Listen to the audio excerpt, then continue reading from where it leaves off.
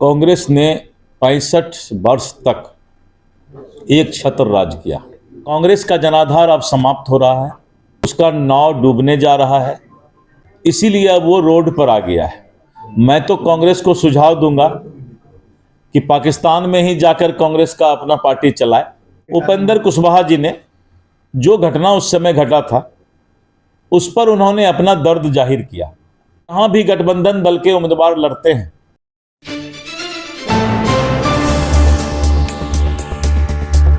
नमस्कार। राष्ट्रीय सागर के डिजिटल प्लेटफॉर्म पे आपका बहुत बहुत स्वागत है। मैं आपके साथ रोशन कुमार।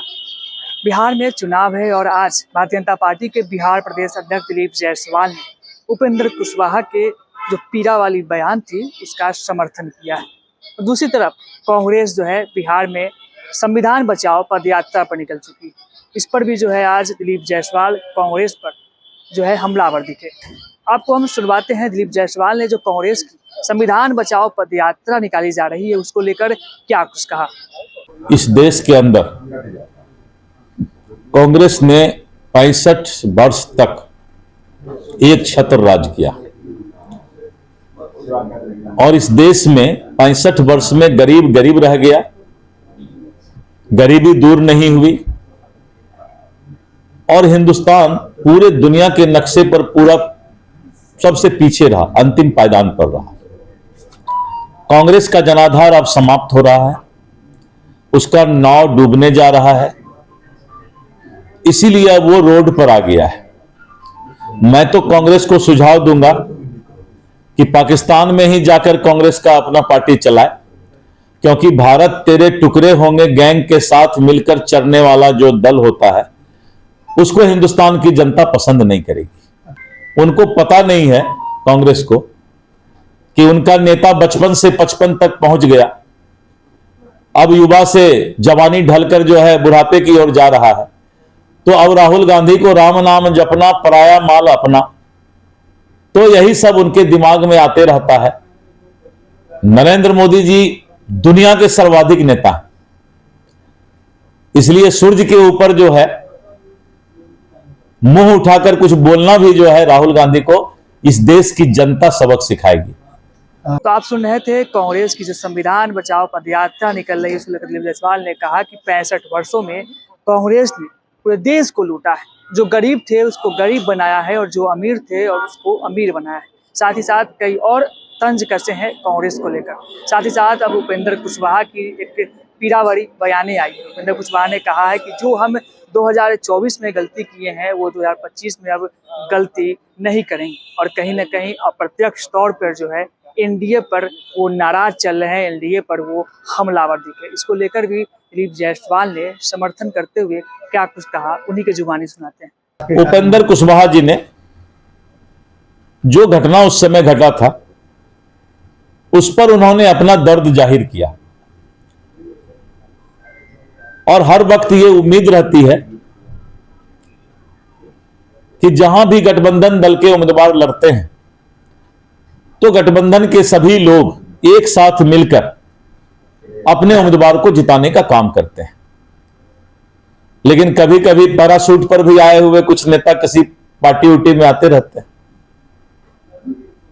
आज उपेंद्र जी इस बात को समझ रहे हैं कि ये गठबंधन मजबूती के साथ विधानसभा में आ रहा है, तो उन्होंने एक सकारात्मक बातें कही है, पॉजिटिव बात कही है कि भविष्य में जो है हम लोग को ऐसे लोगों से होशियार रहना है। तो कांग्रेस ने विशेष सत्र बुलाने की बात कही है और जेडीयू ने भी समर्थन किया। जेडीयू के राष्ट्रीय प्रवक्ता होकर कि विशेष सत्र बुलाना चाहिए पहलगांव आतंकी हमले को लेकर। कांग्रेस को तो हमने कहा कि विशेष सत्र यहां काहे बुलाइएगा, आप पाकिस्तान में जाके अपना पार्टी चलाइए। हम लोग विशेष सत्र जब बुलाना होगा तो बुला लेंगे। कांग्रेस को अब पाकिस्तान जाने की जरूरत है, क्योंकि देश विरोधी ताकत के पक्ष में बात करने वाला दल को भारत कभी भी स्वीकार नहीं करेगा। उपेंद्र कुशवाहा आंदोलन करने वाले हैं, परिसीमन को लेकर वो कह रहे हैं कि परिसीमन नहीं हो रहा है तो बिहार को नुकसान है। 40 से 60 सांसद जाते, बिहार की आवाज वहां पर उठाते। नहीं, उपेंद्र कुशवाहा जी सही कह रहे हैं, क्योंकि 2026 में भारत सरकार पूरे देश में परिसीमन करने जा रही है, फिर से दोबारा होने जा रहा है। तो परिसीमन के बाद पूरा भौगोलिक और जो परिवेश है लोकसभा का वो बदलने वाला। और उन्होंने ठीक कहा है कि ये 40 से करीब करीब हमें लगता है कि 60 के आसपास लोकसभा होने की भी संभावना है। ये पहले से निर्धारित है या फिर उपेंद्र कुशवाहा नहीं, पहले ये तो 5 साल पहले से निर्धारित है। परिसीमन होना जो है वो तो निर्धारित रहता है कि इतने वर्षों के बाद परिसीमन होता है, तो बस कुछ दिन बाद ही परिसीमन होने शुरुआत हो जाएगी उसकी, और वो परिसीमन के बाद जो है बिहार को काफी लोकसभा में भी सीट बढ़ेगा, पूरे देश का सीट बढ़ेगा। आंदोलन किस बात का उपेंद्र कुशवाहा का? जन जागरण की बात कर रहे हैं। वही और आने वाले समय में बिहार को भी परिसीमन में अच्छा जगह मिले, तो इसकी चिंता तो हम लोग सबको करना। उन्होंने कहा कि 1976 से ही बिहार बोर्ड ठगा जा रहा है, उसके साथ वफा नहीं किया जा रहा है। नहीं, अच्छा है, मतलब हम लोग को तो प्रयास करना है, अभी से आवाज उठाएंगे तब तो जाकर के परिसीमन में ज्यादा से ज्यादा बिहार को हक मिलेगा, क्योंकि वो तो न्यूट्रल इंडिपेंडेंट इकाई होती है चुनाव आयोग, तो इसलिए हम लोग अपनी आवाज तो हम लोग भी रखेंगे, सब लोग आवाज रखेंगे कि बिहार को ज्यादा से ज्यादा जो है लोकसभा का सीट मिले।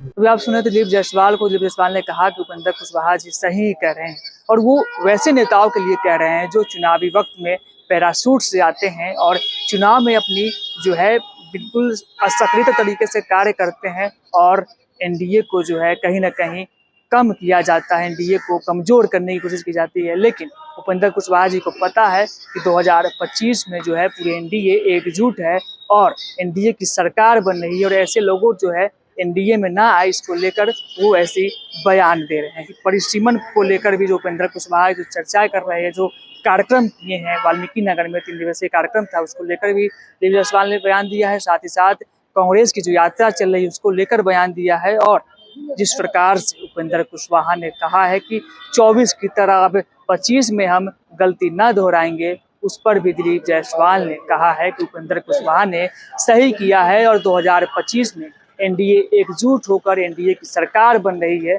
इसके समर्थन में हम हैं। और ऐसे जो पैराशूट के माध्यम से नेता बिहार में आते हैं, एंट्री करते हैं, उस पर पाबंदी लगे, इस उद्देश्य के साथ उपेंद्र कुशवाहा ने अपने बयान को रखा है। बस इतना ही। रोशन कुमार, पटना।